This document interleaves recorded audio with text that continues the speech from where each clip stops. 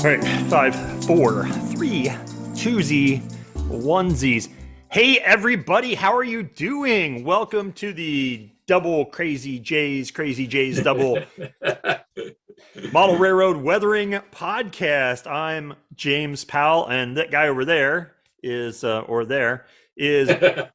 Jason Jensen. Jason, how are Hello, you everyone. doing? I'm doing great. You're coming from a new location. Yeah, I'm excited. I have this computer in my workshop now that is connected to my laser cutter. Yeah. So I thought, well, why not use it for the podcast? Is it cutting anything on the laser yet? Not yet. But Eventually, that soon to be coming. Jason Jensen trains kits. Yes. So that's going to be fun. I can't wait for that. That'll be awesome. Hey, that would be I just really cool. Watched your newest video. Yeah. On YouTube. Loved it. My layout. I just did that. My layout. Yeah, your layout tour. Toward that thing back there. I can't wait till I get it into the shack out back, because it's gonna have a really cool setting. It's gonna be a little themed. And today is very nice. We're here in the middle of January, and I have the garage door open, and I'm podcasting, and I'm in a t-shirt. Oh, look. Ammo. Yeah. I'm in an ammo t-shirt. It's my Legion Española t-shirt. So I'll tell you, I love black t-shirts. As everyone knows that watches my channel, I always wear black. Right. And the ammo shirts, I just love the quality of their t-shirts. Good shirts. Yeah, they're good shirts. They're not cheesy, cheapo shirts. They're nice. They're really nice quality. They don't shrink. They fit nice. So, heck. Well, they fit nice for people that don't have giant pot bellies like me. But yeah, but they do. They're actually really nice shirts. They're not cheap like the Gilmans or whatever they are. But they're nice shirts. Yeah, hey, on this podcast today, I want to, usually at the end, I put up a little splash page that says our social media stuff, but I want to do it before. I don't know why. Okay. I just want to do it before. But everybody, when they want to see your stuff, when they're not seeing you here, which is usually they see you in other places, this is just kind of a little extra. They could find you at Jason Jensen Trains, right? On basically everything, all the social medias. Facebook, Instagram, Twitter, YouTube. When's TikTok coming? Come on. You got to get with the times. I know it. You got to be a ticker talker. Yeah. It's just more work you have to do. I know. And my daughter is always pushing me to do a TikTok page, and I don't know. TikTok is pretty cool for processes. So it actually is. If I would do it right, I'd probably actually get some followers, but I don't do it right. But if you just show like making things, people love that on TikTok. That's one of the big things on TikTok. Cool. My stuff is james.a.powell, and that's on Instagram and YouTube, and then dirtspot.7 on Facebook and TikTok.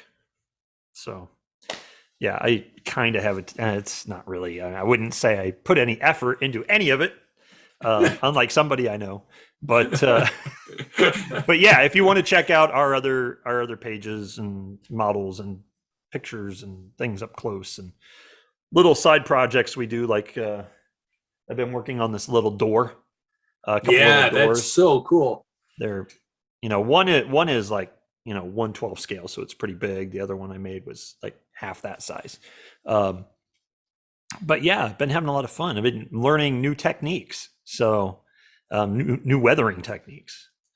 I've been doing this technique. It's the what do you call it? The mineral spirit resist technique that Chuck Doan uses on his models. And so it's pretty awesome.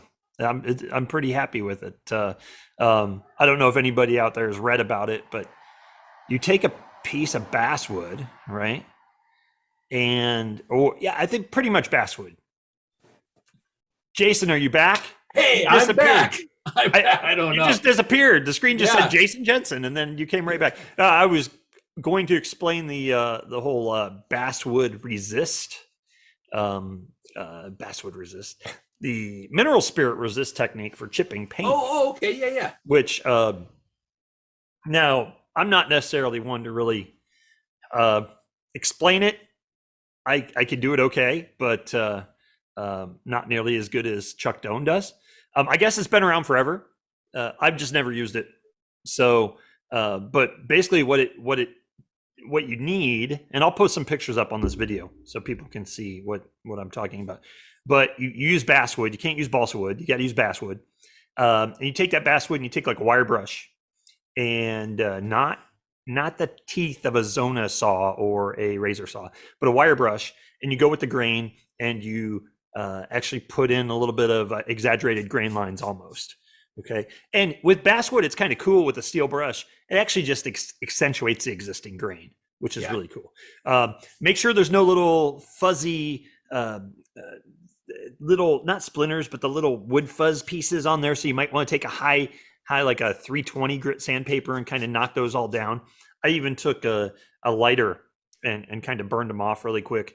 It kind of stiffens them up with the lighter, and then you just wipe it off with your hand. You want to get rid of those. Yeah. And then what you do is you take, and you and I have been using the Viterro stains, right? From Yeah. Best. Yep. I also use the not driftwood, but it's the old wood, right? It's called Silverwood Stain, and that's from CC Crow, but which is now Builders and Scale. It's sold by Builders and Scale.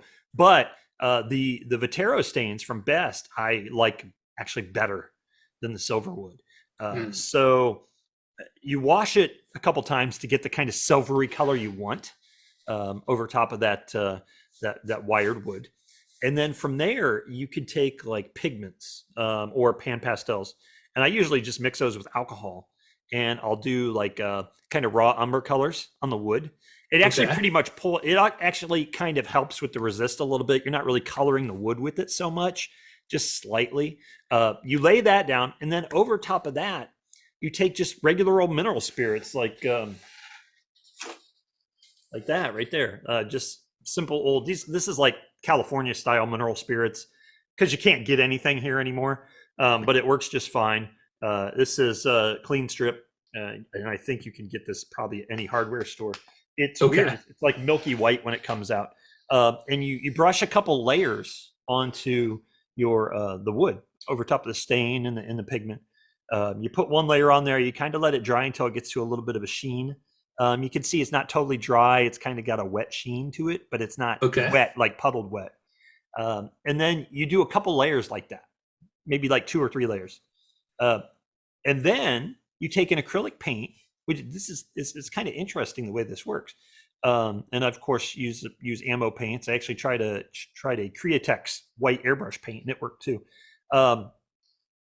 Kind of the idea is you almost want to use a brush rather than airbrush, right? Because you almost want to see the brush strokes just lightly. Now that's in a bigger scales. In the smaller scales, you could use an airbrush, but a really nice, clean, flat, almost like a flat tip brush, right? Very nice and clean one. And for each step, be it the mineral spirit, the pigment, or the paint, you want to use a different brush. You want to make sure they're clean all the time. Okay. And then you brush that paint on, just like the mineral spirit, it'll kind of dry and it'll leave a little bit of a sheen. It'll be a little bit shiny. And that's because of the mineral spirits, even if it's a flat paint. Then you do it again. And then you can do it up to one more time. Once you get that to where it's kind of that flat kind of sheen, you take just good old Scotch tape, right? Magic tape. Not the clear kind of stuff, but that cloudy type of magic tape, right? And you lay it on the board.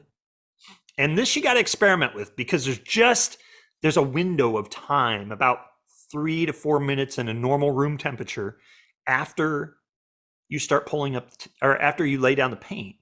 You lay this tape on there, and you can do it a couple different ways. You can lay it on and just let it set by itself, and you can pull up the tape, and it will pull off chips that go along with the grain. or you can run your finger over it to push it in a little bit harder, and it'll pull up a little bit bigger chips. Or if you want to get in cracks and things like that, you can use your nail to really push it in. And Jason left. So we'll be back in a second. Put your headphones on. Oh my You there? gosh. Yeah. You disappeared. I know. I was with our millions of fans talking. It's just amazing conversation. And then it just went, it said Jason Jensen and then gone. No Jason Jensen. Twice now it's disconnected me. It's the internet. You know what it is? It's Colorado. Yeah. That's what it's the snow. Yeah. Too much snow. Yeah. I'm too far up in the mountains. Yeah, that's what you went. Oh, you're breaking up again. See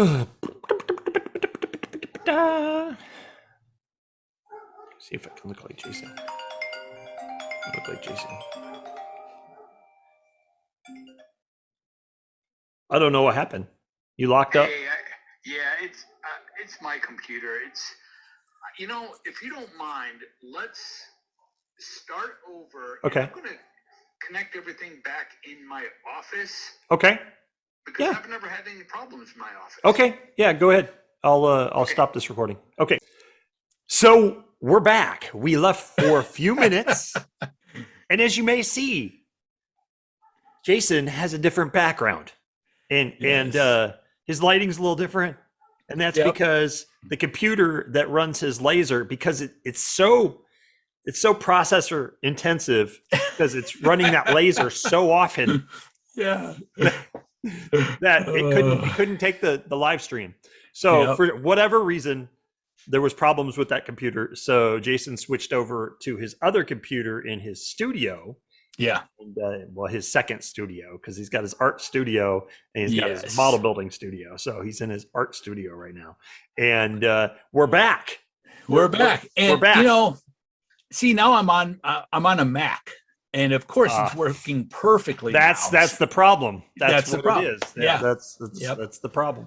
Is that you're on a Mac now, and you're usually on a PC. No, you're usually on a Mac, and you were on a PC. So I'm always on a PC. Yes. Yeah. Anyway, so all the people they didn't really leave. They really saw nothing different than, hey, we'll be right back, and hey, we're back. Nice. That was it. Okay. That's all they saw. It's amazing. It's magic. So, so we were talking about the Mineral Spirit Resist deal that I was doing with the Chuck Doan, and you just saw it. I just said it, so I don't have to go really explain what I was doing, other than I was talking about taking that Scotch tape, that magic tape, and they actually call it magic tape. So that's the kind you want. And I was using that to pull up, and you could pull up different depending on how hard you put that tape on, and you have a limited window, but depending on how hard you pull it on, if you put it along with the grain, you can get it to pull up, and you can actually get it to make peels, like little like flaking off peels. Now that takes practice. Yeah. I mean, this is not a technique where you nail it the first time. I did a bunch of boards and I still haven't got it to where I want to get it, but it looks pretty cool even if you're a newbie like me, right? If you really, really, really take time and practice, Chuck Doan has it where, like, his scale buildings, the paint is actually peeling off. You know, like how really old paint comes off on old buildings. You can see that, and it's amazing. His stuff looks so real. It looks so good. Yeah. I mean, it's photorealistic. I mean, in my opinion, his stuff is the best that's out there. There's some really, really good stuff out there. Obviously, there's tons of it. But his like you said too, it takes practice. It just takes all techniques. That's why I've built these 2 doors in the past week or so. Is that it's just, even though it's larger scale, I just want to see how they do it. I want to get an idea about the technique, and so I keep trying it over and over. I'm probably going to do. What I did was I went to Hobby Lobby, and I bought some of those cheesy dollhouse doors. Okay. Right. Which actually look pretty good, and they're like $6. Yeah. So you can't beat that. And they're 12 scale, so they're big. And I just practice on those. And nice. I bought a window, and I bought some slide cover glass because I'm going to do a window with broken glass. And I just think it's fun. I might make little like shadow box dioramas out of the doors I did, so they actually are used for something, it might be kind of Cool. cool. So Yeah. I'm pretty, and I used pretty happy with them. They also sell like little brass doorknobs for that scale, and you know, if somebody wanted to do a 1/12 scale diorama, they actually have enough stuff where you can do kind of a pretty Cool. easily diorama where you Yeah. don't have to scratch build everything. They got light fixtures and, you know, stuff that actually looks fairly good. So Well, we've talked about working in different scales to practice your Yeah. techniques. And then when you go back to HO scale or whatever scale you're working in, you're like, how can I duplicate this? yeah, right, exactly, So, exactly. And I think that at least for that mineral spirit resist technique, I think that I know it will work for HO. You know, it's a little bit more finesse, but I did some really small boards that were like 2x12s, 2x10s in HO, and it works Yeah. just fine.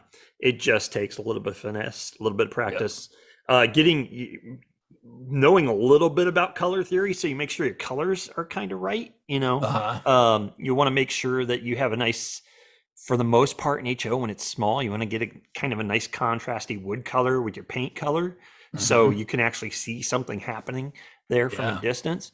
It's not as important in the larger scales, but yeah, I really enjoyed it, and I had a lot of fun. And then I also, a couple weeks ago, I was experimenting with really trying to get that, you know, that purple rust color that gets on really old steel that just kind of sits there out in the sun and oxidizes. It gets that purpley hue. I was practicing a lot of that on corrugated in HO scale, and I was having a lot of fun with that. I built a little, like, kind of looks like a grain elevator building. It was a scratch built, kind of kit bashed off of one of those FA scale kits, one kit of the month thing, and I had a lot of fun with that. That was pretty neat. Nice. So that technique, basically, you know, Ammo has I don't know if you've used it. I'm sure you have. They have a color that's actually pretty perfect as far as the acrylic base. It's just called Old Rust, right? Oh, yeah. It's just Old Rust, Yep. and it's not quite as purple as I want the final color to be, but I put that down as a base, and then over top of that, I've been washing pan pastel dark iron oxide, or extra dark iron oxide, and that's got a little purple in it. Nice. You know? And so you wash that on there, and you could put, you know, I even wash a little bit of, especially if there's like rivets or something like that, wash a little bit of the acrylic Ammo light rust wash. And I mix it with water because that stuff is so strong. I mean, just one little dab and you could do a huge section of wash.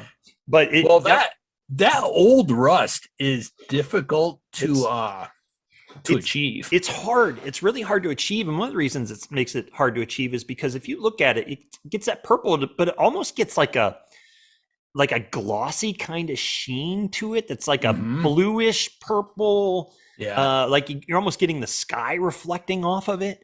And that's really, really hard to recreate. You know, I did, I did a building and I was testing it out, and a couple of people said, well, all you got to use is some etchant. And I said, well, this isn't metal, it's paper. You know, what's the difference? You know, that does bring me to one thing really quick that I was talking about, that resist technique. You can do that on wood, obviously, but you can do it on plastic or paper too. On the one door I had, I put a metal panel in where one of the door panels had been kicked out or something, and they replaced it with a piece of sheet metal. And that's got chip paint on it. That was all done with that resist technique. So I painted the metal with those two colors I just talked about, the Old Rust. I put the pan pastel on it, and then I put the mineral spirit over top of that. Let it dry. Then I painted it with the brush. With that, because it's metal, you don't need brush streaks. You could just airbrush it, right? And then I used the tape, and it worked perfectly, absolutely. And you could do a little chipping with it. So that technique, because it works on the paper, I'm pretty sure you could use it on plastic too. You just need something for that mineral spirit to hold on to. But you know, I love using chipping fluid and all the heavy chipping fluids and whatnot. But that mineral spirit resist, you know, it's $6 for a quart of it. So it's pretty simple. It doesn't stink, doesn't smell. You know, just don't drink it. Yeah. But Well, the chipping fluid from ammo, it's a no-brainer, right? yeah. I mean, it works like every time. yeah. Oh yeah. And you don't have to experiment with that. You just put it on, Yeah. let it dry, and then you put your acrylic paint over top of it. And then when you moisten, not wet, Yeah. moisten that paint, you'll see that paint, it somewhat changes color a little bit. It lightens up. Uh-huh. And when it does that, it's ready to use a toothpick or a brush or Yeah. whatever to start lightening it up. And So, you can control it too by the thickness of your paint. If you put on a thin coat of paint over the chipping fluid, it'll chip fast and Yep. it'll chip a lot. But if you go really thick, it's going to be harder to chip, but it gives you a different effect. Yeah. So, and that's one thing to say about the resist technique also, is that if you put too much paint over top of it, and Chuck said this in his, I talked about it on the Dirt Spot page. If you put, and I reposted his post, it's not my post, it's Chuck's post. But if you put too much paint on there, 3, 4, 5 layers, it starts to get almost like gummy. And when you go to peel it, it looks really thick and rubbery.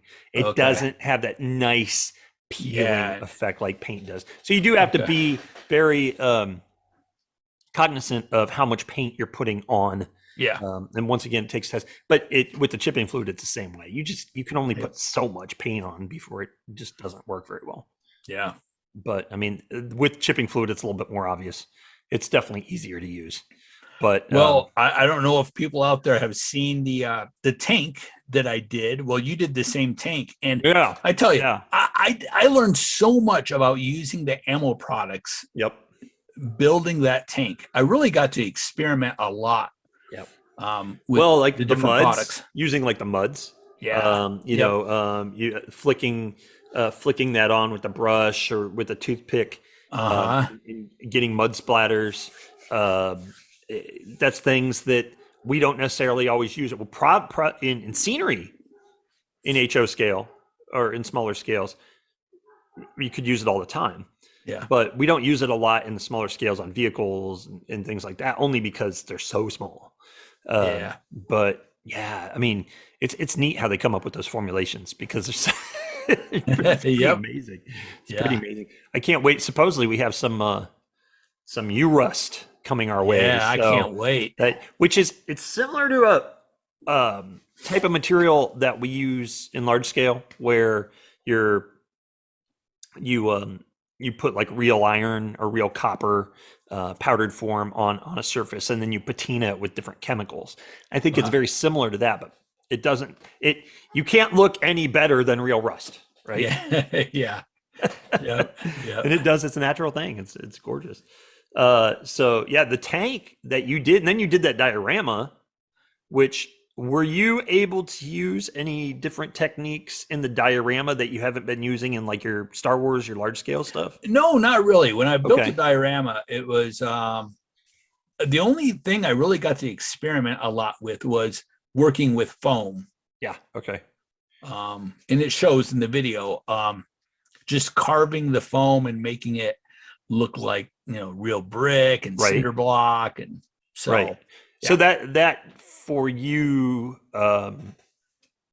that you don't do that. I know you do it in your large scale stuff with the foam. Yeah. But your diorama for the tank is almost all foam. Yeah. Right. It's a lot of foam. And I used 2 kits from Foscale Models. Oh, okay. So they have the 1/35th scale dioramas that they sell. Right. And so that was my starting point. And then I just added to it and duplicated what was in those kits with the styrofoam. Yeah. I got so but I'd love to do more modeling with styrofoam. Yeah. That's the hard thing. Being creative, staying focused is the hardest thing. I want to do sci-fi. I want to do HO scale. I want to be producing my own kits. I want to paint. I want to illustrate. Like on and on. I know what you mean. And now that you did a video about printing brick with the printer, I want to make all these favelas for those are the Brazilian buildings that are stacked up on the side. You kind of the ghetto and they make do with what they have, and they build these things over generations, and they go up the side of the hill. I want to do that exact same thing, and I talked about that in a video I just put out today. I want to do the exact same thing on the far end of the layout, like it's going up the mountain on the island. And to do that, that particular type of brick isn't something that's out there commercially. At least that's readily available to us in the United States. I mean, maybe in South America, maybe they do sell that stuff. So I'm going to photo edit in Photoshop. I'm going to take pictures, high res pictures offline, and I'm going to photo edit those. And I started actually this morning saving pictures. I'll probably I'll print out multiple layers, and I'll cut out like the windows and whatnot. I actually had Jorge at our shop cut me a bunch of almost like aluminum pane, single pane window frames. And that actually comes from my love of the Kowloon walled city in China, or in Hong Kong.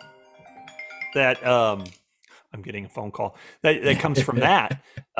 Let me take this call, and I'm going to put this on pause really quick. Okay. Hey, now I'm back. Wow. All right. I got to remember to cut that out too. So that all comes from the Kowloon walled city that was in Hong Kong that they tore down 30 years ago. But those were also stacked apartment buildings on top of each other, kind of like the favelas, but they didn't go up hills. They just went straight up. They went about 14 stories tall, but all the windows were very similar. So I cut those out. So I'm going to have a mix of these stacked types of buildings. But the brick is all going to be paper? I think it's going to be paper because that style of brick, which is like a extruded terracotta hollow, they're more of like the square blocky bricks that had like the ridges in them. Yeah. That is not something that we can buy sheets of, right? The plane. Well, we're right by the airport. So whether it's plane or trucks or motorcycles or kids skateboarding or basketball or or dancing across the street. But that I think the best way to do that, and especially because it's farther back on the layout, it's not up front, is to use that technique that you were doing. And what I do like, and I've done it before. I did some O-scale stuff a number of years ago like that. What I like about that is that in Photoshop, I can do some weathering, right? Definitely. You can do weathering on the piece once you print it. But you can do some weathering there in Photoshop also. So what I plan on doing is let's say a wall that has a window in it. I plan on printing that twice. I'll cut out the hole where the window goes, and then I'll have that window, the printed window, back behind that to give it some depth, right? Yes. Yeah. And then all those kind of those favela houses, basically all their corners in every like 10 feet, they have these concrete posts. So they're just usually all weathered concrete and whatnot. And they're newer as they go up. But then I'll have you use mat board on some of yours to pop that out. I'll probably do that, paint that all up. So to give it some depth. Now these buildings in HO scale, they're only going to be, each house is going to be like that big, but they're going to stair step back up the mountain. And there's going to be foliage in between these houses. I think it's going to look pretty cool. So, I think it's endless doing that working with paper. Yeah. So, and people that there's been paper buildings out there for years. I mean, for 100 years, and for a long time, people say, paper buildings, they're not realistic. Yeah. Until we got photorealistic printers. That, and then you're basically printing a photo. And if you want to, once you print it, you can always go back in and paint in highlights. You can pop things out. You can paint in shadow, and all of a sudden that's really fooling the eye, and you're getting something. Now, I wouldn't do my foreground buildings like that, right? Because I do want that depth. But in the background, I think it's fantastic. Really, really good. So that's I'm what looking forward to making some videos about doing paper buildings. And I know a lot of in the past when I've done it for shadow areas or for really dark areas, I just use markers. Oh yeah, Sure. Yeah. Sure. Sharpies, right? Or Prismacolor. You know, Yeah, you can Prismacolor. get different shades of gray where it's a cool gray or a warm gray. I would suggest any modeler, you know, if you want to try something even on your regular 3D buildings, right? I would suggest spending a little bit of money and getting a Prismacolor set of like French gray Yeah. Yes. or cool gray. Yep. French gray is cool because it's a very warm, almost like a brownish gray. And the Prismacolor markers, when you put them on something, they're translucent, right? So you see through them. Yes. So you can add artificial shadow to, you can. know, under eaves, under. I've done it before. I don't have anything here I've done it with because all my Prismacolor markers are dried out. But like under siding, you can take that sharp tip because there's a broad tip on one side of the Prismacolor marker, and then there's a sharp tip. You take that sharp tip under things like boards, clapboards, and you can, by putting artificial shadow on there, you can actually make some look like they're popped farther out. Or you could vary the line of the shadow and make some look pop farther out, and so the boards look like they may be warp. And that's a really cool technique. And then I believe you can use, and correct me if I'm wrong, I think you can use alcohol to feather out that Prismacolor a little bit. So, I've done it a lot under windowsills. I always, to pop out my windowsills, just put a shadow under it. It's crazy how much it fools the eye when you use those type of things. Now you're going to get, now we're talking about using, like, once again, translucent shadows. If you go and take a Sharpie marker, it's not going to look right. You know, no, there's certain things you could do with that, but you know, shadows are not black. Shadows are the color of outdoor shadows. They're going to be the color of the thing that the shadow's on, with usually a little bit of blue, a little bit of cool color from the sky in it. They're not black unless it's, you know, midnight. And there's no moon. It's a totally different thing. So there's a lot of really cool stuff you can do with the Prismacolor markers too. So I would say anybody who wants to try that, it's pretty neat. I mean, it doesn't take a long time. You could start in the French grays. They're all in 10% increments. So there's 10% French gray, which is almost completely transparent. And then it goes all the way up to 90%. And it gets darker and darker and darker, but you could start with the 10% and just play with it. You know, what you want to do. And those markers kind of work like watercolor. So you can layer that color, and it gets more and more and more opaque as you move through that spectrum. So that's a real fun thing to do, but there's a lot of exaggeration you can do on that. I mean, you can, if you wanted to get really creative, you could have like a phone pole, and you could almost simulate daylight by drawing out that shadow, you know, on the ground. It would take work, but you could do it. Sure. So and with the paper buildings, you know, putting shadows on with markers is the way to go. Totally. You can totally do it. So that's pretty cool. So I am going to use that technique on there. But I probably not going to do that until I make this shed. So where I can move the layout. Do you have a timeline or deadlines for you, or just playing luckily, it by ear? Luckily wood prices came down. It'll probably, I'm of course going to complain whether it's too cold or too hot. But I probably, because we're in January right now, I'll let it warm up a little bit more. Because in the mornings I know. Yeah, I'm whining. It's like 50 degrees. I'm more. In the mornings, it's 50 degrees.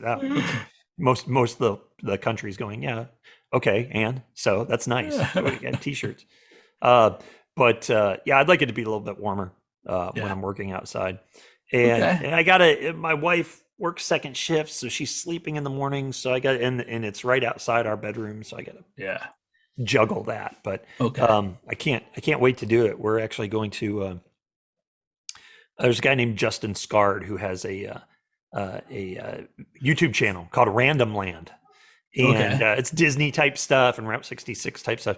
And we're talking about him covering this, because I think I'm going to do a version of the Walt Disney Carolwood barn for my my shed. So that's going to be not only my layout, but I'm going to have my workshop in there, and we'll set it up for video also. So it's Okay. going to be kind of fun. I'm Yeah, pretty- nice. But it's gonna be a little miniature caricature version of the Walt Disney's Carolwood Barn, Okay. which hasn't been done in that scale yet. So that'd be pretty neat.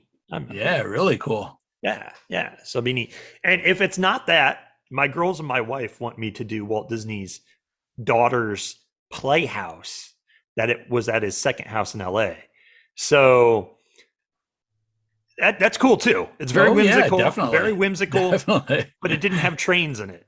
The Yeah. Carolwood Barn is where the trains kind of started and where Sure. Disneyland all kind of started. They're both kind of where Disneyland started. Well, either way, to have that dedicated space, and then I'm sure you'll have somewhat of a loft area above where you can store. It's going up 8 stories. So, I mean, we're going to have, there's going to be, Yeah. trains and Star Wars, and there will be a loft. There'll be some kind of loft up top for storage. Yeah. It's not a big space, but it's much bigger than what I have here in the garage. So that's sure. good. Oh, I'm happy about that. It's probably going to be Great. about a third the size, or I'm sorry, 3/4 the size of my whole garage. So it'll be good. Yeah. I Good. can't wait. Yep. So, but yeah, so you are getting ready to make kits Yeah. when you yeah, turn that yeah. laser on. Yes. And start using that PC. Right now, I have been drawing a lot, just getting all the ideas that I have down on paper. And then, I have found that once you start drawing stuff, it kind of leads to other ideas. So I'm just getting a lot of ideas down on paper, Yeah. and but I'm getting close to. But there's so much that comes before it that I've been working on, where it's a business license, business account, website. Yep. Getting, I want PayPal to be set up so that people can just order and use PayPal. I don't want to start the company and have it be a rocky start. I want to hit the ground running and have everything set up. Yeah, or it's not just as much easy as as I coming up can. with a good idea for a kit and just start making it, even though that's probably what I would do. It's completely wrong. It's not the way to do it. But yeah, there's a lot of legwork before we can. Yeah. When do you think we'll see the first kit? I don't know, and it's like, setting up accounts to order wholesale, because there's Yep. plastic bags, Mhm. boxes that the kits go in, Yep. rubber bands. There's so much that you don't think about that goes into producing a kit. All the basswood. A lot of basswood. all the wood. Yeah. Yep. So, but soon. Good. And you're like I just said, it's so hard to stay focused. I know. Wait, now, you know man, what? I'm working on the layout and I'm just loving it. It's now that you've kind of changed the direction it was going, and you kind of solidified now where it's at and where the towns are going to be and stuff.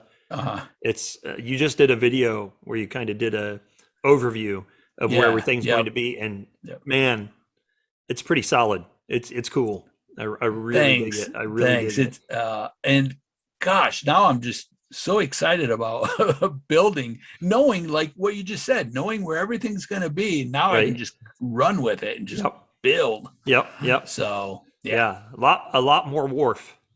Yes. A lot more. That kit you just did, that Foscale kit that came from the carpentry shop out of Atlas Gorge. Yeah, it's pretty awesome. That's a pretty cool idea how you put it on the waterfront like that. That's really, really neat. Now the main building, that carpentry shop, I'm going to put a brick building below that. Oh yeah. Never seen that done before. The same size. It won't be a carpentry shop. I don't know what it'll be. And I'm considering putting a large paddle wheel, a big wheel on the water wheel on the side of it. That's cool. And having that in like a mill. Yeah. A mill, yeah. So, well, that, if you're doing any type of New England type stuff, there were mills all over the place. That's what they used for their power. So there were all those woolen mills in Lowell, Massachusetts, and all those big brick structures. They were everywhere. Yeah. New England was covered with the mills that used water power. So Yeah. having a water wheel on something is And I believe, just off realistic. the top of my head, I believe that Carolina Craftsman Kits makes a kit of a wheel, a big water wheel. You know, it's interesting, for as many kits as there are out there of mills, right? Yeah. Now, obviously, the mills had water wheels before the 30s. They were back in the 1800s, late 1700s, pre-industrial revolution type stuff. And then after the cotton gin, industrial revolution and all that, they ran on water then. But what amazes me is how few water wheels you see with New England modeling. There were so many mills that exclusively used. Like I say, by the 30s, they were pretty much all gone. But you would think you'd see old abandoned ones and stuff. I think there's one or two on the Franklin, South Manchester, but you don't see them very often. Yeah. So that'll be fun. Everywhere. It'll be a fun project. Yeah, that'd be really cool. So, yeah, you know, I put a brick wall underneath my carpentry shop too. It was like big one of I think it was the Trains of Texas wall. Yeah. So yeah, I like that because I want it on the hill. You know, it's on that kind of cliffside where it kind of goes up the hill. So it's actually a really cool building for that. I think it works really well. Yeah. Yeah. Yeah, that's cool. So I think that your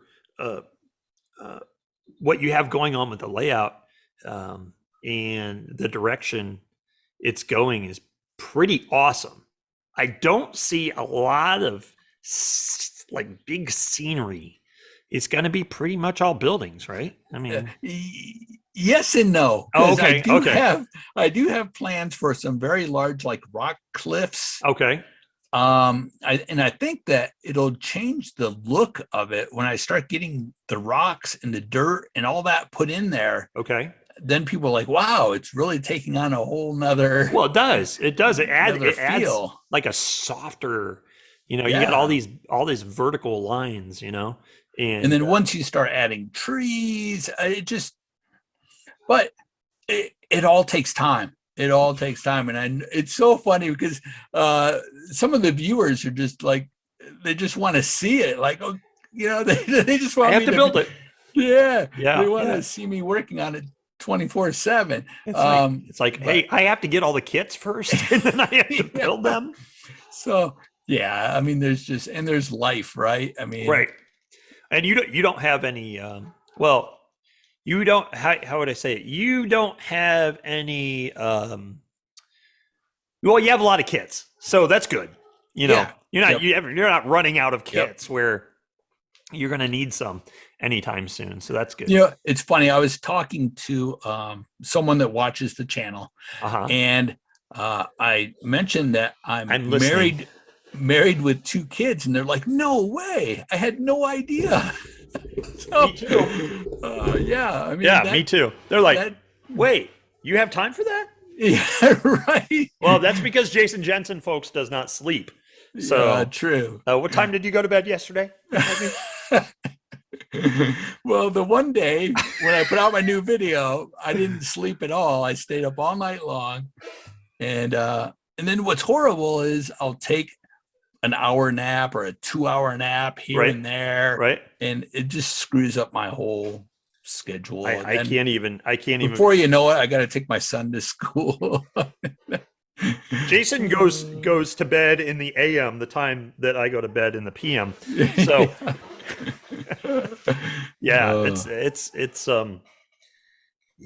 I really wish I could do that, but there comes a time at night where I pretty much hit a wall and I have to go to sleep. I just have to go to sleep. I wake up early, but I wish I could. Man, I feel like it'd be so much more productive. Can we just invent something where we don't have to sleep?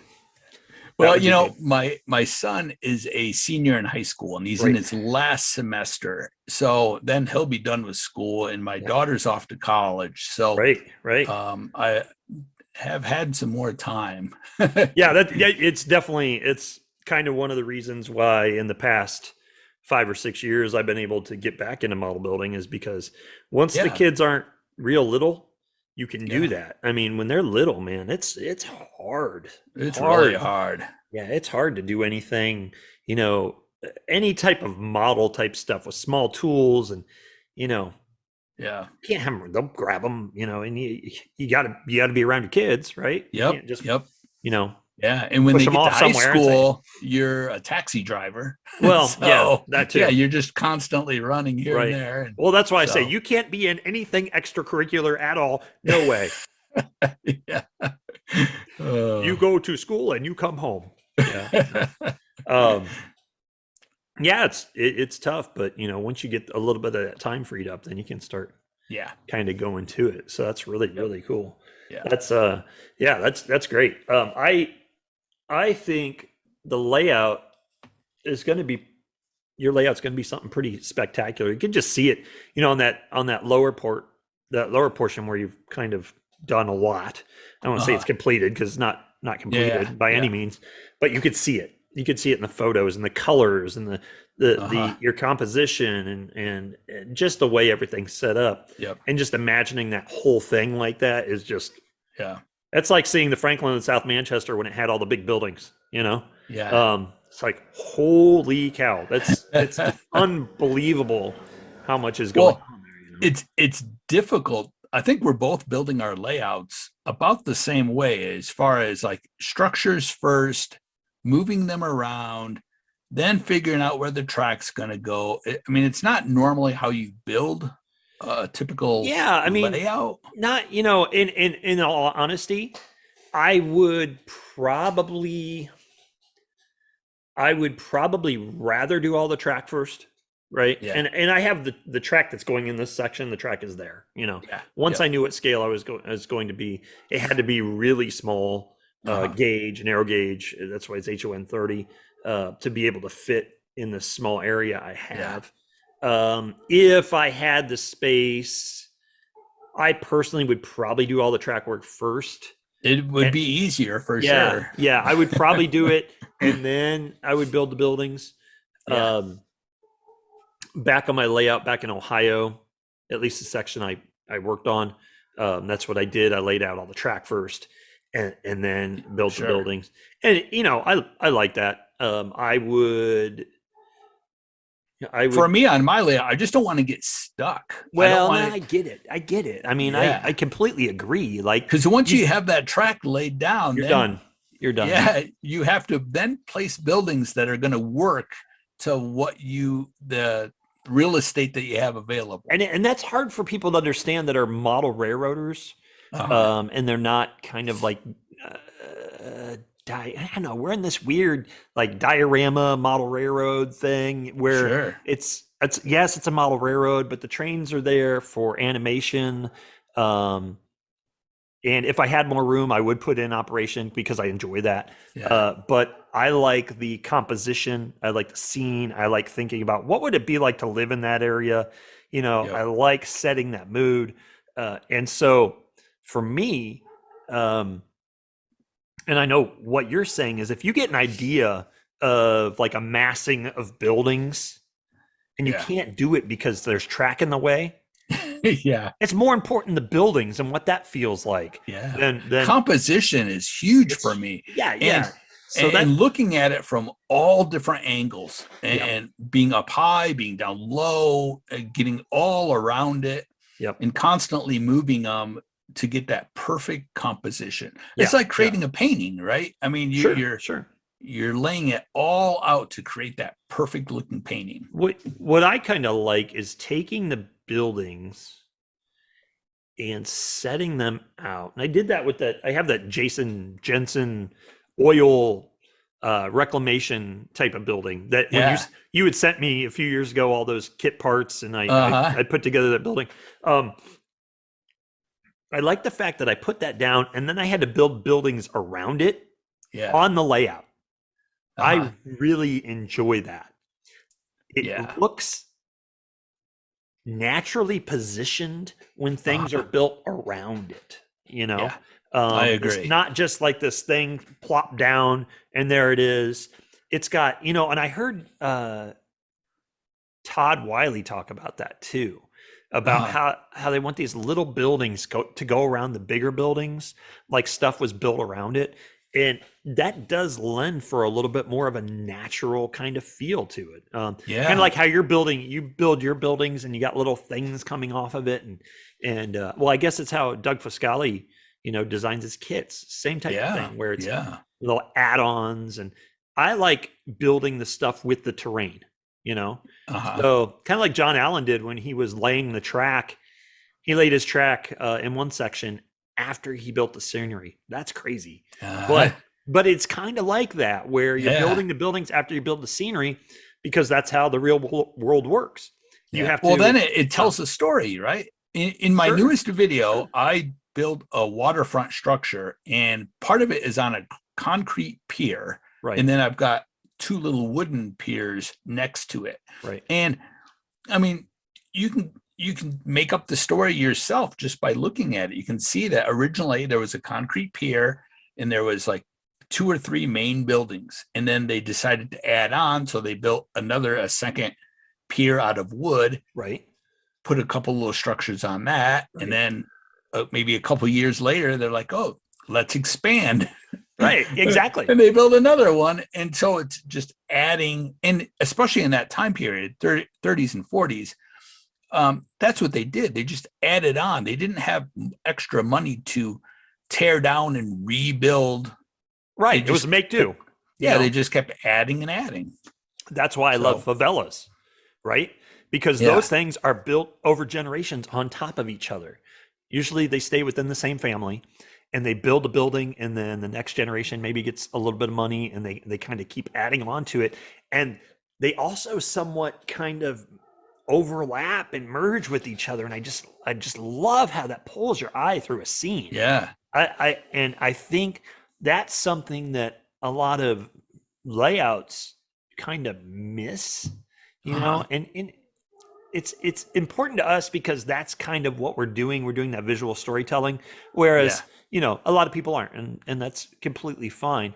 But I've always loved stacked buildings. Like they built this, and then they had to build this, and they built this, and maybe this got torn down. They built that. To me is really neat, making do with what they have. Yes. Right.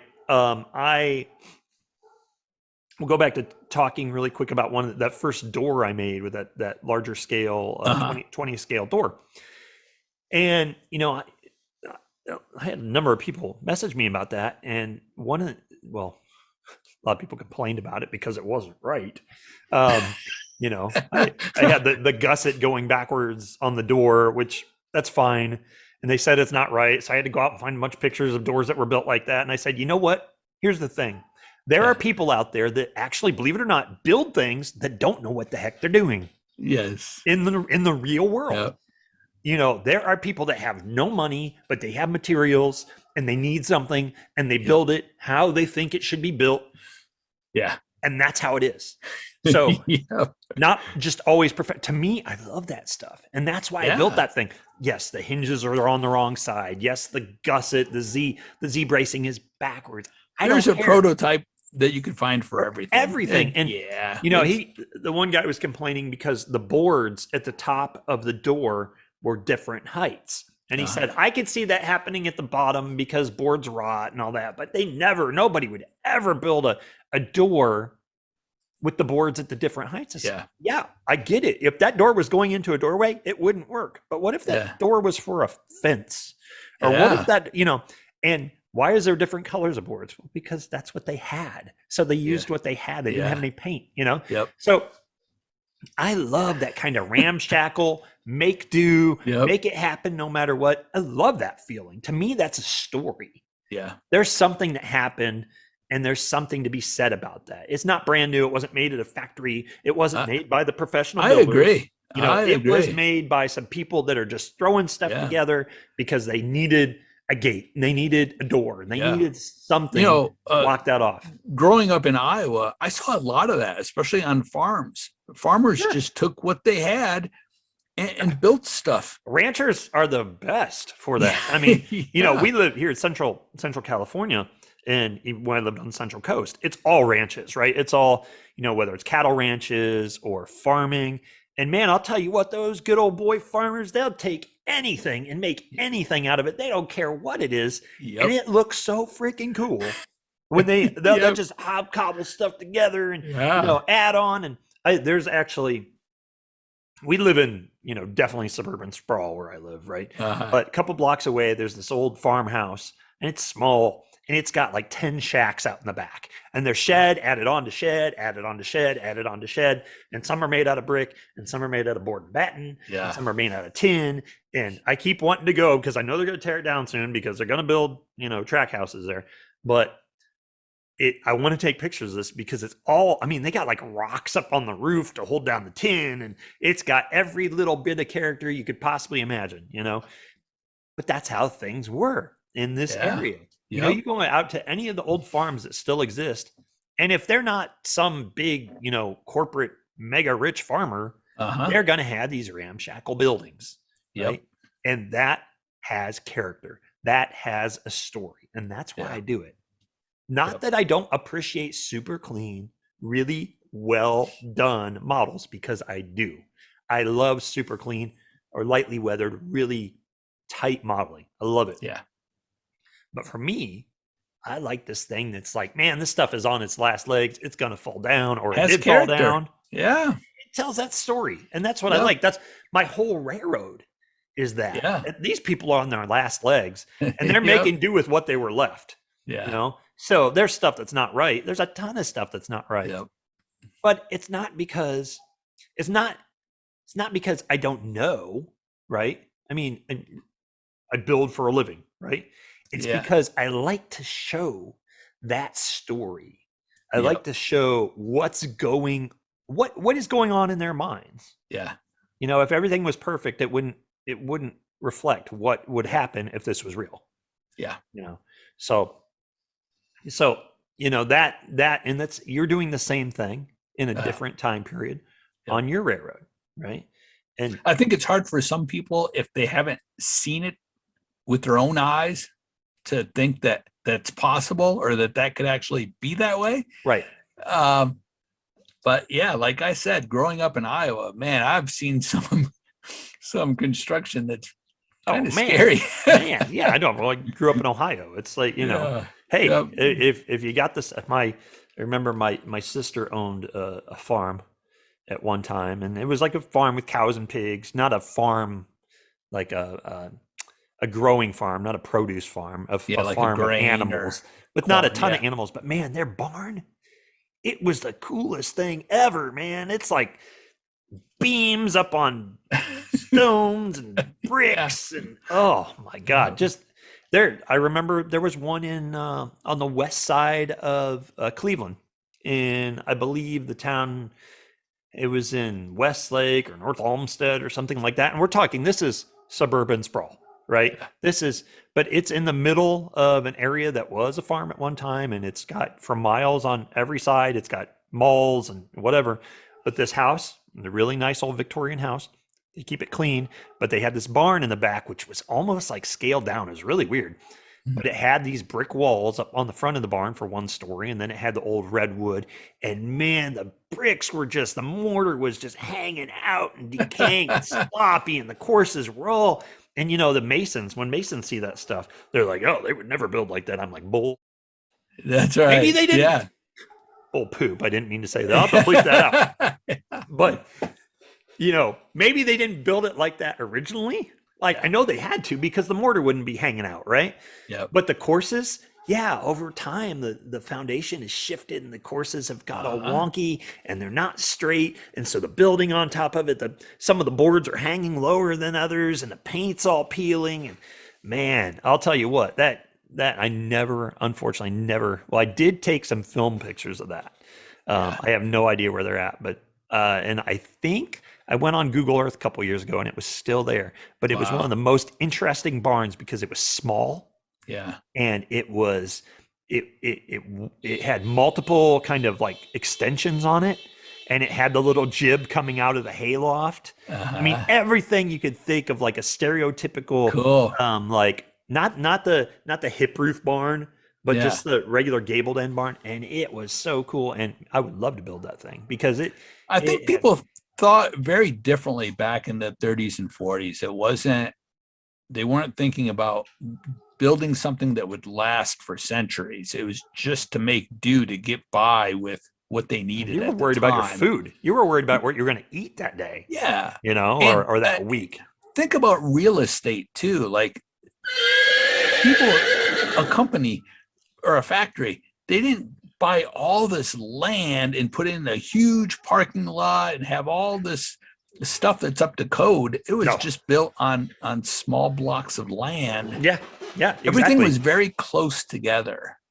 And when I was in, let's see, back in, when was it? September, I think it was. I was in Chicago, and right outside of downtown, and I was in this hotel that was around all these.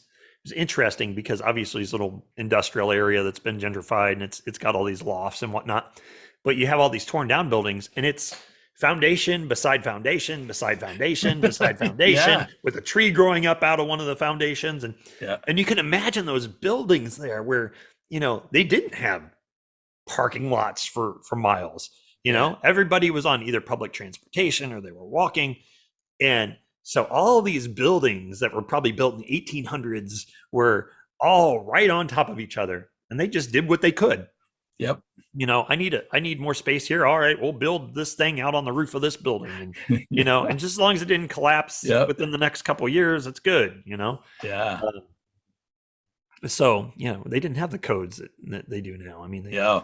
if you say had good builders back then, because some of those buildings are rock solid, but I'll tell you what, a lot of that industrial stuff back in the back alleys, they did what they could.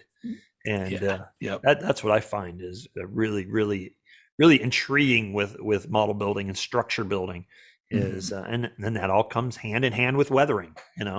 That stuff is, I would say 99% heavily weathered. Yeah. And that's probably one of the reasons we like it, because that's the story, right? Yeah. Absolutely. Yeah. That's why I love waterfront structures, is because just naturally they get so weathered because of the water and the air around it. They just start falling apart very quickly. Yeah. I know that that's one of the reasons I'm going to build the swamp town of Burrell. Because if you can imagine, I envision this, obviously this railroad layout's supposed to be out in the middle of the ocean somewhere. But if you can imagine like a backwoods bayou, Louisiana, with the crickets, and it's got the alligators, and maybe crocodiles where these guys are, and the mangroves and the cypress trees coming up, and the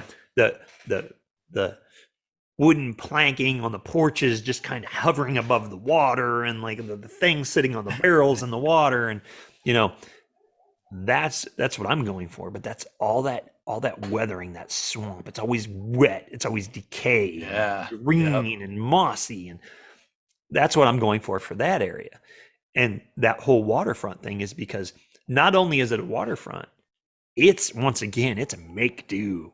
And it not only you're making do, you don't have any dry land. You're making do on the water. So it's nasty. And I love that. That's what I love about your layout and your modeling, is that it's so original. You're just not seeing it from other modelers. Well, there's modelers that have done it. I mean, Muskrat Ramble at the Suncoast Center is awesome. It's amazing. I love that thing. It's got so much character. That's art. That's true art. All that stuff being scratch built, and that. But I love that, and that's kind of the feeling I want to get of these, like, these people. They're just they're just doing their thing, being out there to survive, right? And that's what I'm trying to show with my model. So that's why I wanted to place it somewhere that didn't exist, so I could put all these different kind of disparate areas together and make something that I like. So but yeah, that's got a little bit of subject about your layout there and what's going on with your stuff. Do you have plans for the whole year as far as your modeling and your layout? Yeah, so I think the plans are to get the shed/workshop built. Okay. to move the layout into there. And I want to expand the layout, so I'll lay more track, right? To get some motive power, so I can actually run. I'm going to use that dead rail system, where there's the batteries are in the locomotives themselves. They're DCC, but the batteries are in the locomotive. Okay. Right. So I don't have to worry so much about. No, I ran leads and everything on the track, and I have blocks set up and whatnot, but I don't necessarily want to use that.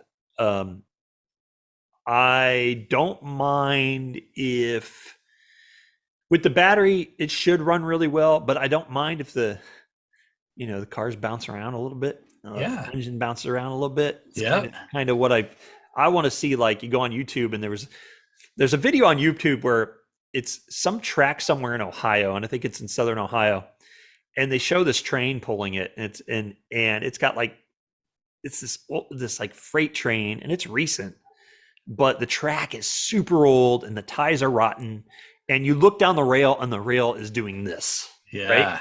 And you watch that train go over it. Yeah. And the cars are like, forth. Yeah. It's Yeah.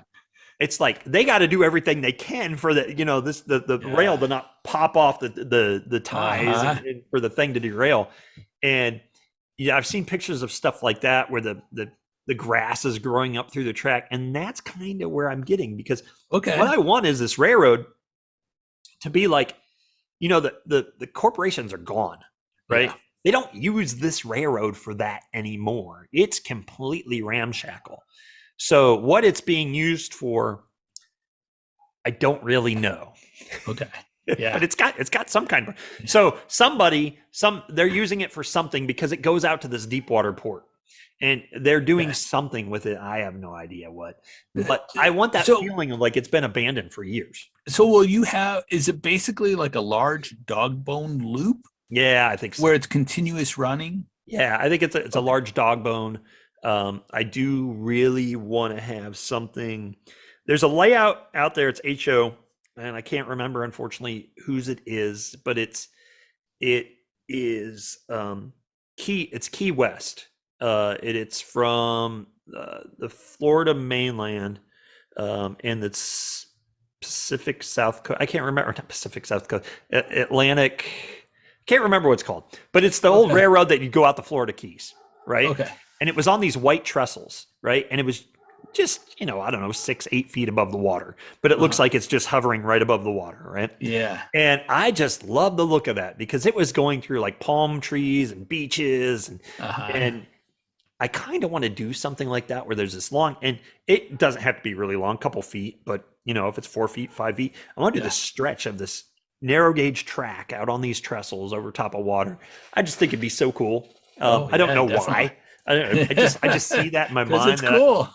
I want to have that, and that ends at this like port where there'll probably be this dog bone where they could somehow loop the trains around, or maybe part of it's hidden or something, where they could loop the trains around, and where they would offload the fish buckets, the pockfish buckets. They would offload those into the freight ships heading to what would be Trevino, which is actually from my old railroad. Yeah. Somehow I tied my old railroad and my ON30 layout that's at the shop and this all together. Cool. But I want that all to be, so that's where they shipped the fish back to the mainland. And I think that'd be really cool. Yeah, I basically just have 2 dog bone loops. A lower and you have one an upper and a higher lower. one. Yeah. And that's it. And they don't connect anyway. They don't connect. You're not going to put a helix in there hidden in buildings or anything like that. No. Yeah. Now, is that going to be DCC, or is that it's just regular DC? It's just DC. And DC. what do you have switching the dog bone? Switching the polarity at the where you have the reverse loop, or is it it's dual not track? A reverse loop. It's dual track. Just double. It's all track. Yeah. Okay. It's a real dog bone. It's not it's a real dog bone. So, yeah, mine's a reverse loop. Okay. I didn't have room, I just want to sit back and watch the trains run through completed scenes. Sure, totally. Totally. So, yeah, that's cool. I think it's going to be pretty awesome. More of a large diorama, I guess. But what's going to happen is you're going to get it done, and then you're going to be like, I want to operate What can I do to No. operate? I got to tear these buildings out and build spurs and siding. Well, and I'll tell you what, living in Colorado with the amount of model railroads here and the huge train museum in the town that I live in, right. I can go there and operate any Well, weekend I want to. Yeah, that's true. Yeah, you have a point. Yeah. Yeah, that's true. You don't need to do that at your house. Yeah. Yeah, totally. Yeah, So, So we'll see what happens in 2022, but I think that's kind of where I'm going with it. Hopefully, I get the shed built and I can move the layout into that, because then I can really do some stuff on the layout. Yeah. Whereas I'm somewhat holding back to do that mountainous favela area because it's going to be wrapped around a support for the shelves that are up above it. And I don't want to have to dig that stuff out. I don't want to cut out the layout, because right now there's one support that's wrapped with some scenery. That's pretty easy to clear out. I just take screws out and I can actually move the layout without much of a big deal. Some of the backdrop buildings are on the wall, but most of it, I made it so I could remove the whole section because I knew I'd have to eventually move it. So that means that this whole Bergen Harbor area behind me and Burl, which will be over in this area back behind me, that I'm not going to build here in the garage. There's just too many issues with temperature control. Not that it's going to be that easier to do that in a shed, but it's going to be insulated and things like that. And there's just too much. I got the door open right now. I'm looking outside my garage door. Yeah. People can walk by. They look at me and go, who is this guy talking to? What's he doing? Now, your latest build is incredible with the sunken ship. Oh, yeah. Thank you. Now, talk about how you're going to incorporate that into the layout in the shed, having it where it's below water. So will your bench work have to be built down? Yes, and that's one thing that right now, as it stands, I've built the table where it's at. I've built the layout where it's at. So you could see, I'm going to point the top of my paints right there. And the water level of Bergen Harbor is right here. Yeah. I made enough clearance in there where I could move the bench work down to here. Trying to do this all in reverse, so it's a little complicated. So I could do the bench work down to here. I could still have clearance to take out bottles of paint, right? This is really complex. It doesn't have to be this complex, but it all is based on where I put the shelves up there. Okay. Yeah. And what I'm going to do is there's going to be a portion, there's a harbor, and the harbor is probably going to be about 3 feet wide. Okay. Sloping sides, where the kind of land comes up and the harbor gets deep. But the idea is that I currently have 2 ships. I built a sunken paddle wheeler called the Lil Trevino Queen, and I have a freighter that I just built, which is a steel freighter. It's a part of the story. It had 2 explosions, one in the front, one in the back. It sunk almost instantly. There were a bunch of people trying to escape the island. The mariners, the people that were still mariners that were around, they were on the boat. They were going to make an attempt to get to the mainland. And the boat exploded and it sunk instantly and it killed 200 and some people. That's the story. But that boat that I built and the Little Trevino Queen, which is the steamer, the paddle wheeler, they are going to be sunken under the harbor. Okay. So that what you're going to see is on the top of the surface of the water, it's going to look basically like my standard water. You're going to see just water. There's going to be piers with a section of track going across it, a little bit of that like above the water track, like I was talking about on the piers, and those piers are going to go down into the water. But you're going to be able to see into the front of the layout through acrylic. So my lighting is going to filter through the top of the water. And I actually just had at the shop, I had Jorge make a couple lighting gobos for me so I could test this out on the laser cutter. Actually, I'm going to grab those because this is kind of cool. Let me see where they're at. Oh, okay. I have them right here. Let me reach. They're behind my computer. So is it like a clear acrylic case that would be hollow inside? Yes. Okay. So here's what we have. Let's see if I have 2 of them. Now these have to be spray painted black.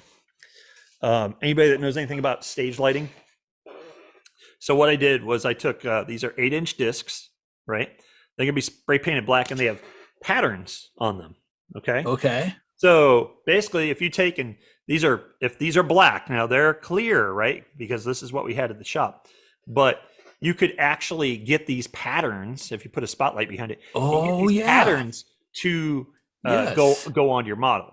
Okay. Okay. So what I want to do is I'm going to have it set up. I'm going to use a projector, but basically a pattern like these are for photography. There you can see the light over there. See, that's not a spotlight. It's just a little flood. Yeah. Yeah. But basically I want this type of pattern to move like the waves Reflected are moving on the water. Yeah. so not only is it going to go through the water, it'll go through the water and it'll go on to what's underneath the water the in the shipwrecks. scene, Yeah. the shipwrecks. So they're not going to be encased in Wow. acrylic. They're not going to be encased in resin, which a lot of people do. They are going to be in a hollow area. So there's going to be dirt. There's going to be plants. We're going to have light shining through the water surface, and it's going to move on these sunken ships. Cool. Okay, so I want to actually be where you look in the front of the layout and you can see underwater and what is underwater and what these things are. So there's these 2 sunken ships. I've really wanted to do this for a long time. I think it's going to be pretty awesome. Yeah. So it's going to be like a layout, but I'm incorporating an underwater scene in the layout just by looking in a window, basically in the front of the layout, and it'll be lit. So I think it's going to be pretty fun. Yeah, definitely. Wow. Very cool. But I just built that freighter. I was once again practicing. Yeah. For an article I'm writing, and I wanted to try to do rusticles, right? So like those like icicle things that are growing on the side of the Titanic that are orange, right? They Robert Ballard called those rusticles. Okay. So I wanted to try to make those. So what they are, that I tried all kinds of different techniques. I tried little strings of hot glue. I tried string. I tried what else? I tried cardboard. But I found that if you take string and you put a little dab of water thin CA on it, right, and you put it into table salt, just regular granule table salt. Okay. You'll build up a bunch of these kind of random thickness pieces of table salt, and then you take that and you dip it into baking soda, right? Okay. Now you have not only these major kind of nodules, then you have these little smaller nodules all over it. And then I take those things and I cut them to different lengths, and kind of at the bottom of them, I take some of so they kind of taper down a little bit. I take my fingers and kind of grind some of that the salt and the baking soda off the bottom. Glue it to the model, and then paint those in orange rusty color. Okay, so you don't paint it first. You put it on the model? You could, but I don't. I put it on the model because that's how I am. Okay. And then paint it. And then on top of that, I use a dust wash. Okay. To get on the tops to make it look like the dust and the silt that's out in the water has settled on top of the rusticles, so they're not so bright. If you look at pictures of those different sunken ships, they all look like that. There's going to be silt kind of built up, especially if there's not a lot of current. There'll be silt built up on the top. And you're doing that with pigments and yes. So I used and thinner, correct? Well, no, that I did with ammo, acrylic, light dust wash. Oh, okay. It's interesting. You take this stuff out of the bottle, and that's one thing interesting about ammo acrylic washes is when they come out of the bottle, they are saturated. I mean, the color is strong. You take this dust out of there and you thin it out a little bit and you put it on something, and it's gonna this stuff is yellow. It looks like mustard yellow. Yeah. But when it dries, it turns a dust color, and it's thin and it's see-through. It's really weird how it works. Cool. But yeah, so I first put it on there. I said, oh God, this looks like, mustard, and then I let it dry and it looked the way I wanted it to. So cool. I varied the oranges on some of the different rusticles, the newer ones versus the older ones. And I even put some cables coming from part of a mast that came down, and I took little strings and hang the rusticles from that, because you see that kind of stuff, like it's a steel cable that's got rusticles growing on it, Yeah. or it's some kind of underwater life. Uh-huh. And I think that added a lot of. First of all, you don't see a whole lot of shipwreck models. Yeah. Yep. And on the ones you see, you don't see a lot of that. So I thought that was kind of cool. So cool, very cool. Fun doing that. It's not, that model's not totally done yet, but I wanted to start playing with the lighting, so we cut some of those lighting gobos, because I want to play with that before I do anything else to the model.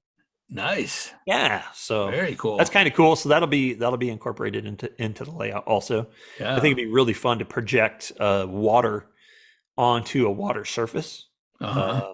I think that will look fantastic. Yeah. I know we've done it at our shop. We've done it on static pieces, and it looks great. So I can't even imagine how good it's going to look like on artificial I'm water. excited for you to have this shed, because I think you're going to be experimenting with lighting and all different new techniques. Totally. Yeah. Mm-hmm. A lot more than what you can do in your garage. Oh yeah. I mean, like, I just don't have the room above the layout. It's my lights get in the way, and I mean, they're nice daylight balanced lights, but I can't point them where I want them to be pointed.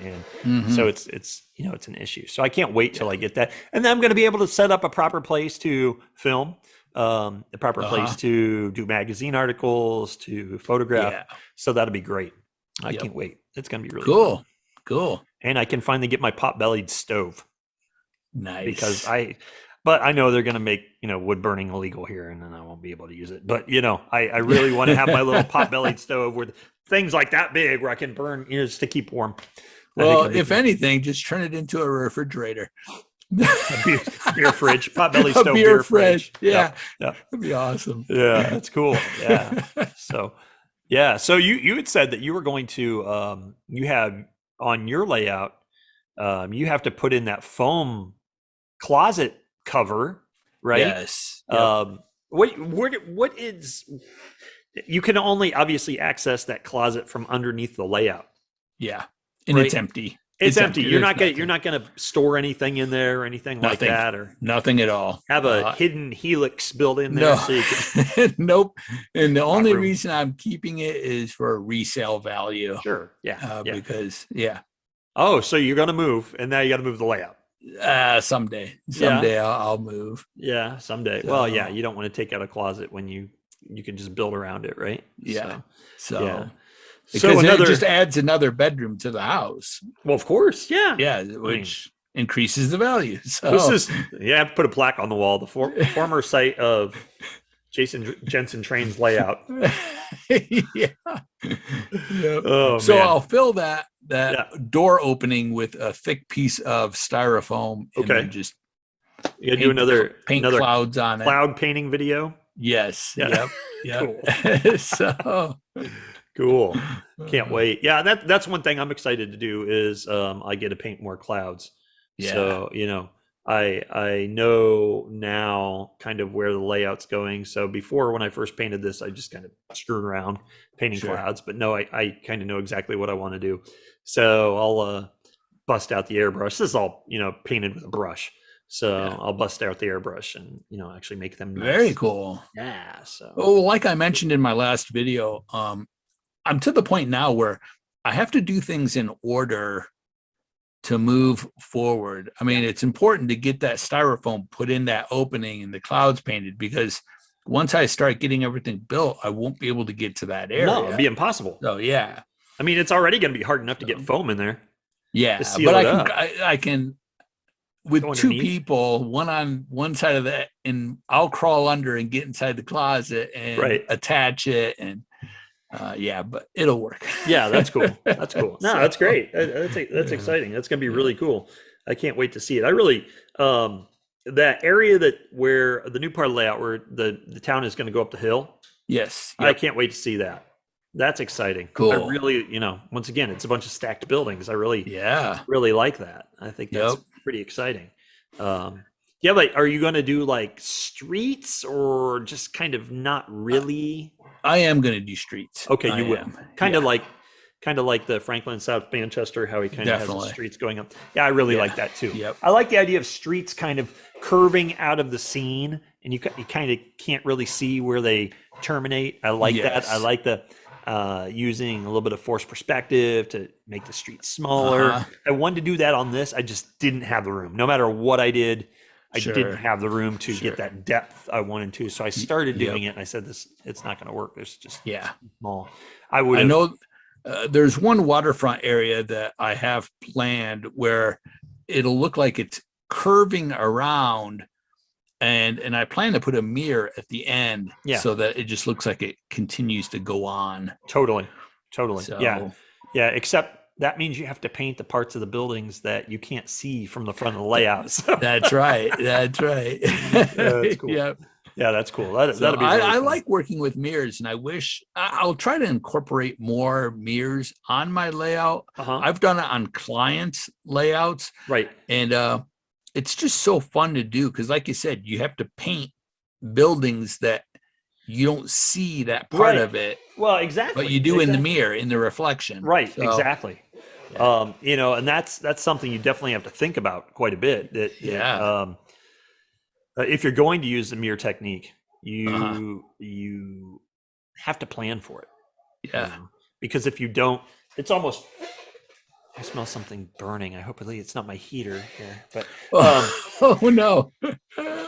nah, it's not my heater. It's outside. But yeah, you have to plan for it. Yeah. Yeah. Yep, you do. Don Allen's chairs that I have over here will be in the second fire. But would not be good. So yeah, you definitely have to plan for it. You can't just. It's really hard to throw something like that in once you've already built it. Yeah. Yeah. But yeah, that'll be really cool. Can't wait to see that. That's gonna be pretty awesome. So, Yeah. Anyway, I think is that about all you have for this month? Yeah, I think so. Okay. Yeah. Me too. I Okay. agree. Now I got the spotlight and it's reflecting in my glasses. I can Okay. see. I had to move it because it's getting dark outside. Not a lot of light coming in through the door. But yeah, God, I don't know why that's. I just smell smoke. It's Yeah. weird, but it's not.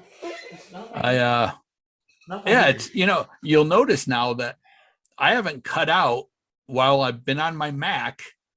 I mean, it's worked out perfectly. Not at all. but- That well, I guess that says that Macs are better than PCs. I guess That's right. I right. guess that's what that it is. Macs. goes without saying. Yeah.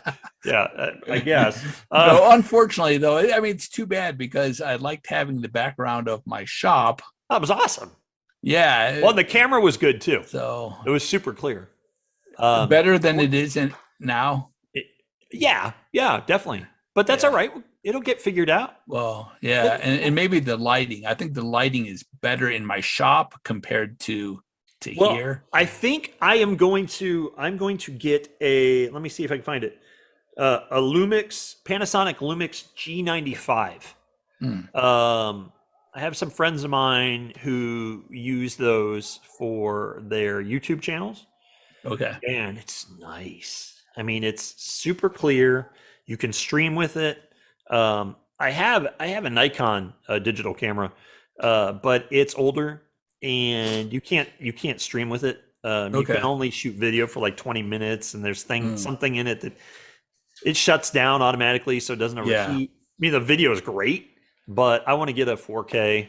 Not that I'm gonna want to do videos and upload those in 4K, because that's until I get higher higher bandwidth. It's gonna take forever. I But, know. Yeah. or just processing the videos takes forever. But I think it'd be really cool to have another camera to maybe do live streams. Like, and I somewhat abandon it because it's still hard.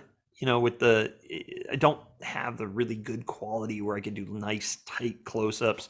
Sure. So I'm going to probably get something like that, and then I can take better stills. I don't use my phone all the time, and they come out okay, but it's still not exactly what I want. So Yeah. Now, how did you shoot your newest video? I was Is that just on my your phone. Yeah, Yeah. it was just on my phone. Well, it's good. The picture was No, great. the quality's good, but still on your phone. You know what Yeah. happens if somebody calls when you're recording, Sure. or you know, Yeah. or let's say you're doing a live stream, right? And you want to read what people are saying to you.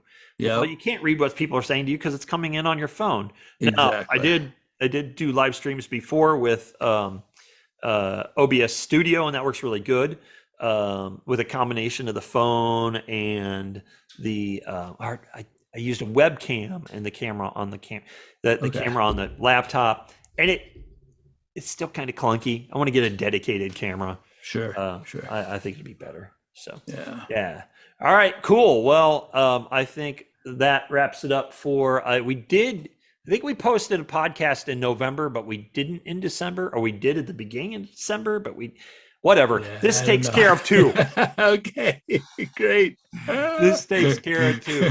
So it's great. Once again, like I said before, guys, Jason Jensen trains on all the social media, James A. Powell on Instagram and YouTube, and actually Facebook. I have a James A. Powell Facebook, but for model railroading, look at dirtspot.7 on Yeah. Facebook and dirtspot.7 on TikTok. And thank you, Ammo. Thank you, Vitero Solutions. Thanks for sending us stuff, because It's incredible. Just it's incredible it's product. top of the line stuff. Absolutely top of the line stuff. Yep. We love using it, and obviously we have our Ammo shirts on. Yes. So good. All right, guys. We will talk to you soon. And, Yeah, definitely.